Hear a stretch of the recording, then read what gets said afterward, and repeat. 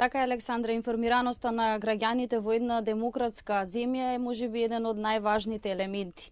Исто така интернетот е важен елемент при информирањето, но и при одлуката на самите граѓани. Па затоа денеска ќе поразговараме со мојата соговорничка на тема, односно за онлайн алатката насловена Изборен компас Македонија. Добар ден, Олимпија, за тебе. Ајде да слушнеме за каков вид на алатка станува збори, да ги информираме граѓаните како полесно може да дојдат до изборот при гласањето. Ви благодарам што ме поканивте во вашето мобилно студио. Изборен компас е алатка која што ја креира Институтот за истражување и општествени иновации Импакт од Македонија во соработка со Kies Компас од Холандија, а поддржани сме од холандската и германската амбасада во Република Македонија за овој проект и соработуваме исто така и со универзитети. Ова е независен научен проект кој се труди да даде свој допринос во оваа предизборна кампања, да им помогне на граѓаните да видат до која партија се најблиску со своите ставови според неколку важни позиции кои што ги имаат политичките партии. Значи, ние ја комбинираме новата технологија с која што се поприсутна во дигитализацијата на демократијата и им нудиме на граѓаните електронски да пристапат кон оваа алатка, да одговорат на сет на искази и на прашања кои што претходно се одговорени од политичките партии и коалиции во Република Македонија и да можат да видат споредбено како тие стојат по истите тие прашања. Во однос на начинот на функционирање и при изборот на прашањата, малку подетално за овој сегмент да ни кажете. Значи, на овој проект работи тим од 10 луѓе.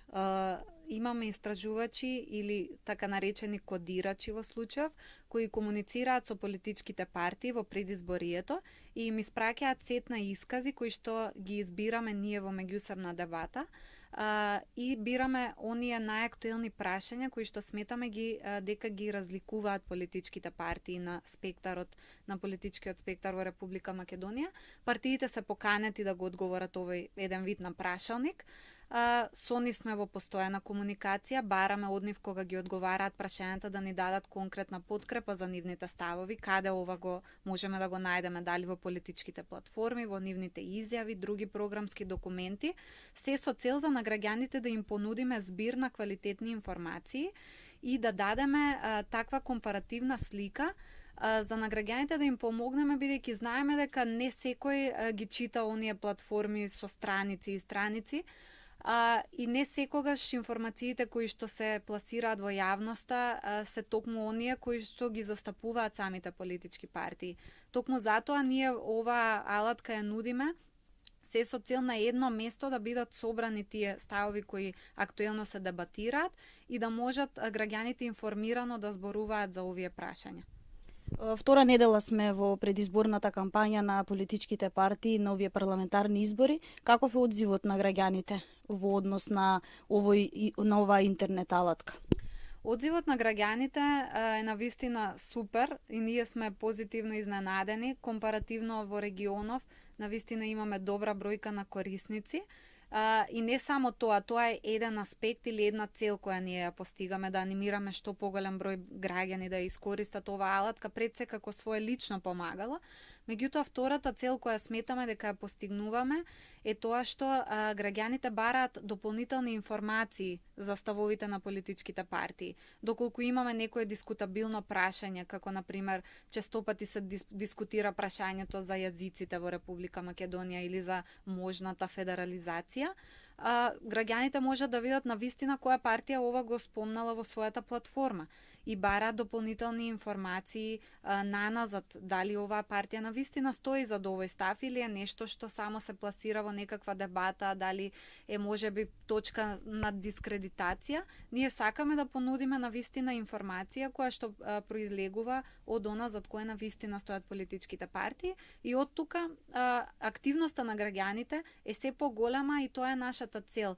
Тие да сакаат да се информираат што повеќе и да имаме информирани гласачи кои знаат зошто избрале дадена политичка опција и ја превземаат таа граѓанска одговорност. Каде може да најдеме нели алатката, да се информираме и секако да си одлучиме можеби за кого ќе гласаме на овие избори? Да. Алатката може секој граѓанин да и пристапи на www.izborenkompas, поврзано се пишува сето тоа, .mk. И е навистина, јас би рекла, интересна алатка. Одговарате на сето 30 прашања и алатката ви вади резултат, ве позиционира на онаа идеолошка мапа.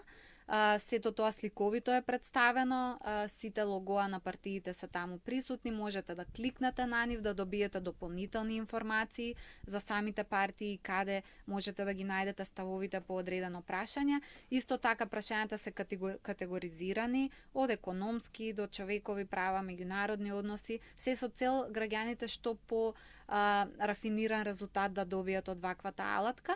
И би рекла, граѓаните ни велат дека е навистина забавно, многумина се изненадени од резултатот кој го добиваат, за многумина се потврдува нивната партиска преференца, меѓутоа сето ова оди во прилог на тоа дека граѓаните честопати дискутираат на темава, постираат на социјалните мрежи, ние сме секогаш тука да им одговориме и за самата методологија, како се пресметуваат позициите, зошто баш таму, која партија не има одговорено како на кое прашање, значи сме достапни постојано на социјалните мрежи и преку нашите имейл адреси и сето тоа е достапно на оваа алатка, така што јас навистина ги поканувам граѓаните да се забавуваат на еден начин, меѓутоа и да ја сватат својата граѓанска одговорност, информирано да ги носат своите одлуки.